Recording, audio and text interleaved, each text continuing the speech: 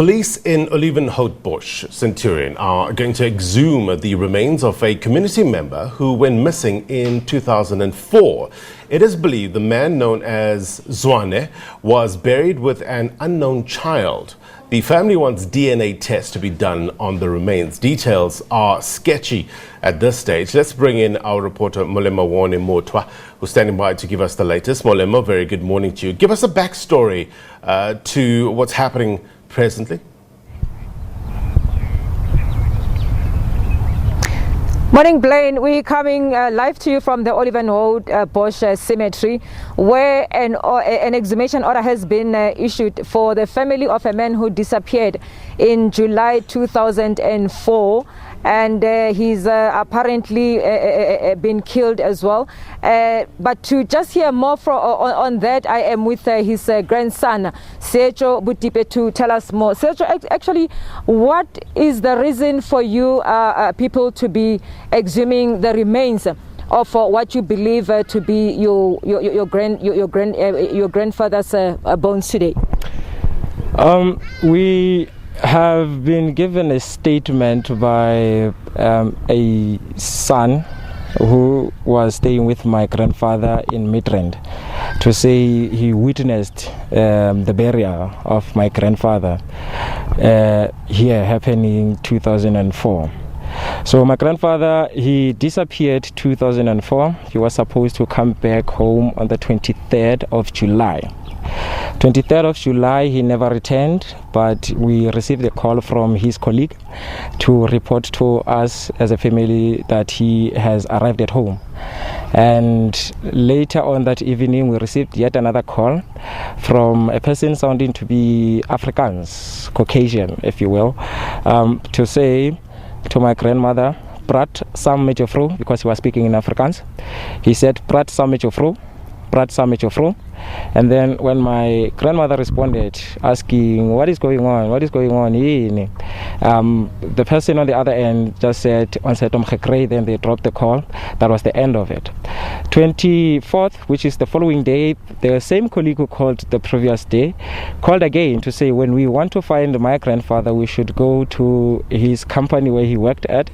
The company is in Midrand. He gave us the name of a manager specifically to go look for him there. When we got to the company, the colleague was not there to tell us in front of the manager what he said to us over the phone, because he has been sent out. Then the manager decided to say he would help us look for him, because it is his employee. It would be justified for him to also help us to look for him. So he said he would look for him from Joburg Central to North. So since we are coming from the south of Joburg, he said we should look from Central to South.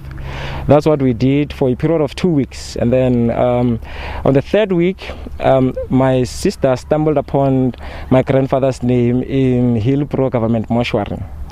It was written as it was written in his ID book, because there was a spelling error. That's how she could recognize it, and his ID as well was there. The most surprising thing is that his name was on the manual registry only, not on the digital system. However, that being so, she requested to see the corpse, of which she wasn't permitted for a period of about 3 to 4 hours until other colleagues at the mortuary came in. Then she was permitted to see the corpse. She found out that it was not my grandfather. Then she came back, reported the issue to the family. Then as a family, they took a collective decision to go open a missing persons inquiry at Midrand Police Station. They opened the inquiry in 2004. Up until 2017, nothing had happened. No circulation was done, none whatsoever, because there's no proof that he was displayed maybe in TV, television programming, or maybe in a newspaper. No circulation was done. So my father went back to the police station to go lay a complaint about the inactivity of that inquiry. Miraculously, the complaint that he opened, it converted into a kidnapping charge case, to which we are here today about. So in that kidnapping charge, there's a statement there that was made to say my grandfather was found near Hillbrow. The They brought him into the Hillbrow mortuary and they lost him again. But the inquiry, the investigation is still going on.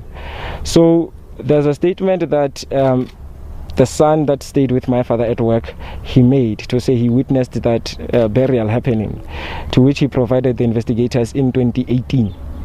So it is the reason why we are here, because according to him, he saw him being buried here with his brother. So the most confusing thing about this with the family is that it is two bodies that are buried here. It is a body of a young boy, also the body of my alleged grandfather, because we are not sure yet whether it is him or not. But it was surprising to us that an adult could be buried with a child.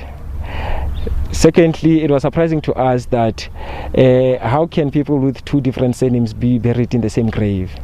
So, but we wanted to find my father's bones, my grandfather's bones. So we would depend on police investigations to dig and see what they find. So they filed for an application for exhumation in 2019. Apparently it was only approved now. For what reasons I cannot say. But the reason we are doing this is to find out whether that statement that the young man made then, that he witnessed my father being buried, we would find him. We want to verify that whether it is true or not, because since 2004 until now we have not yet heard or saw or anything about my grandfather. So we have not had closure as a family. Not only that, if he was dead, we have not found or heard anything that would bring us close to justice, to find out who did that and why are they not arrested if they are not. And again, it was confusing to us to find a kidnapping charge.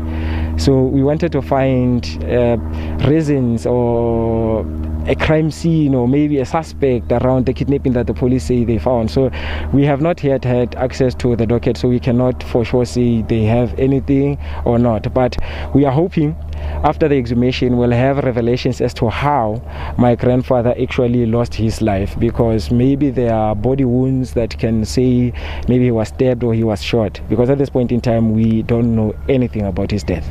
Yes, ma'am. Thank you so much, Seisho.